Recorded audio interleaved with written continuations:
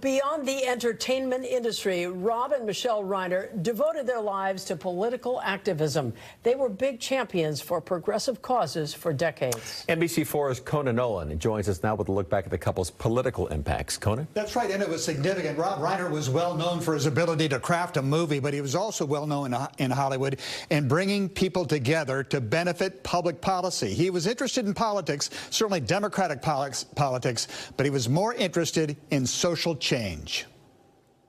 He was arguably Hollywood's most well-known progressive political activist. Rob Reiner was a major fundraiser for Democrats at the state and national level. He was also a passionate defender of the First Amendment, which he once discussed on the Jimmy Fallon Show. We love this country, and we don't want to see it devolve. I had more than a few disagreements with Rob Reiner, but I did find him to be someone who was really focused on substance. Republican David Dreyer spent 32 years in Congress. He worked with Reiner on issues ranging from runaway film production to the importance of journalistic protections. I did discuss with Rob the importance of First Amendment rights, and he was very passionate about that.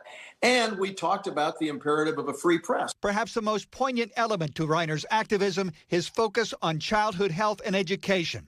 That resulted in Proposition 10 on the California ballot in 1998, which taxed cigarettes at an additional 50 cents per pack to finance First Five, a program focused on aiding children and parents in the critical formative years. My wife and I, we have 2 little boys, and I know how scary being a new parent can be. Reiner was also a major advocate of gay rights and marriage equality. Governor Gavin Newsom, in a post on social media, says Reiner stood with him on that issue back when he was mayor of San Francisco. Newsom was starting to marry same-sex couples at City Hall.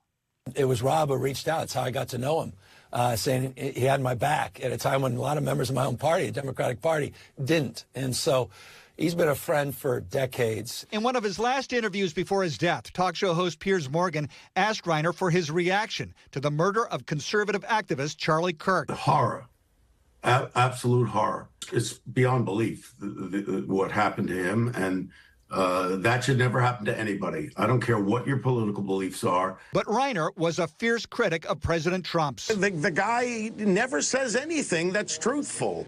And for that, there was no sympathy, even in his murder, from the holder of the nation's highest office.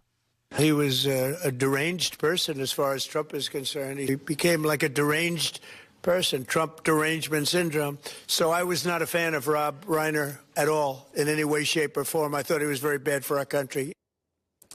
Those comments were condemned by many from the president's own party on Capitol Hill, and Russell Moore, a Christian conservative, said that he considered them vile. I'm Conan Nolan, NBC4 News. Well, Conan, thank you. Well, tributes continue to pour in. Still ahead here at 5:30, the memories being shared by Kevin Bacon and the time he spent with the Reiners. You can follow our coverage of the investigation on air and online at NBCLA.com and on the NBCLA app.